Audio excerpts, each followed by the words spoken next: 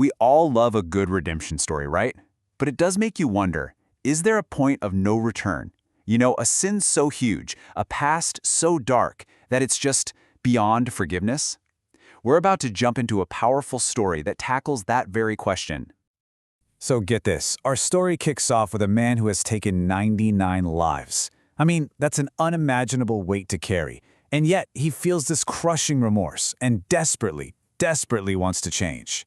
So he sets out to ask one single, soul-defining question. Is there any hope left for someone like me? He first goes to a pious, devout worshiper and lays it all out. He confesses everything. He asks if repentance is even possible. And the answer he gets? It's just brutal. An absolute no. Can you even imagine hearing that? The one door you're trying to open is slammed shut, right in your face.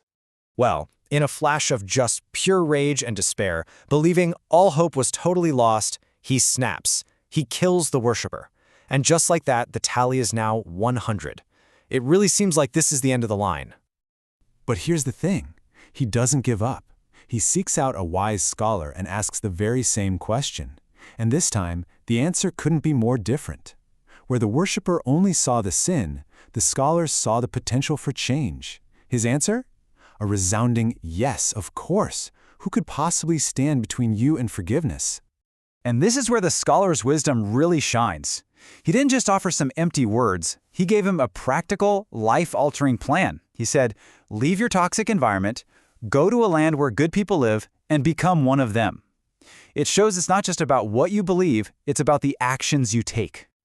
So, with his heart finally full of hope, the man sets out immediately. He's on the road, taking that first crucial step toward a brand new life. But before he can even reach his destination, death overtakes him. And now we get to the critical moment. Where does his soul belong?